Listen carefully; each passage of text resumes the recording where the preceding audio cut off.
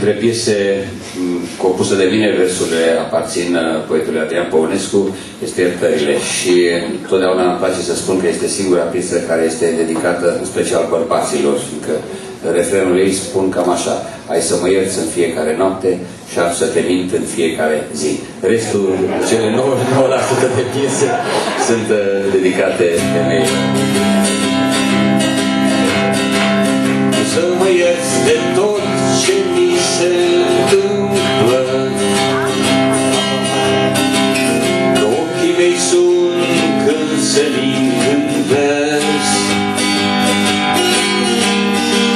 Hai să mă ierți că port din sor pe tâmplă,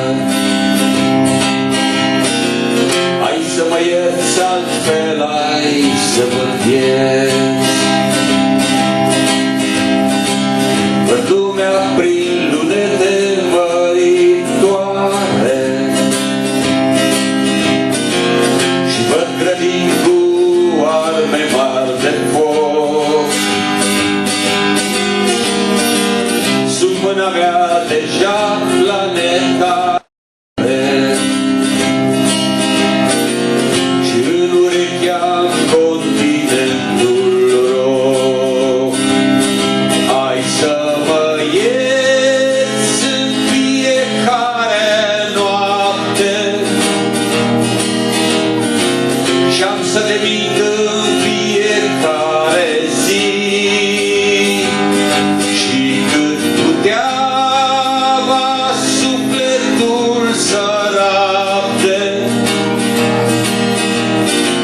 cu cât îți voi greși, te voi iubi.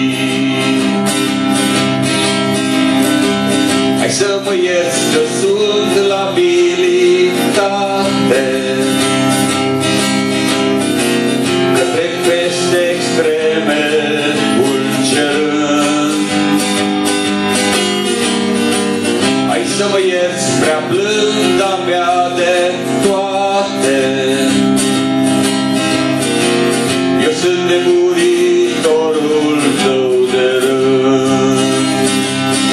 Hai să mă ierți în fiecare noapte și am să te mint în fiecare zi. Și cât puteava sufletul să rabde, cu cât îți voi greși, te voi iubi.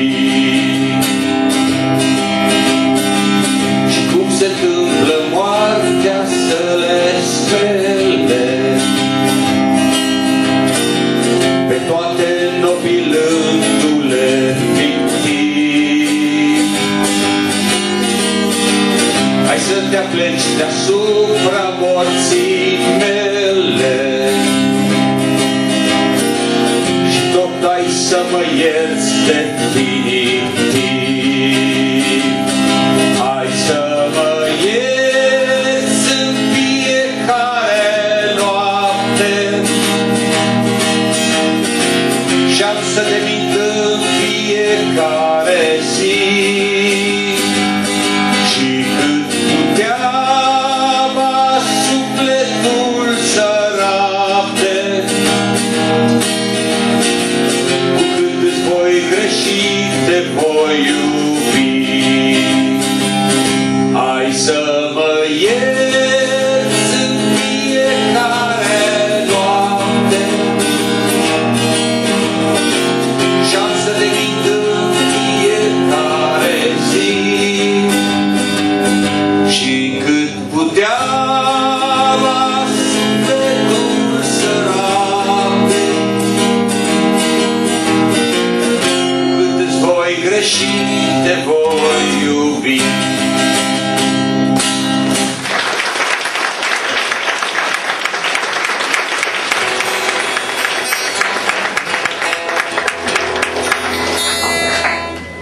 Toate piesele de dragoste sunt pe o selecție realizată anul trecut în toamnă, intitulată Pestov, care se găsește aici, iar cele de Maramureș pe un album pe care l-am realizat în 2004, intitulat Cântece din Maramureș.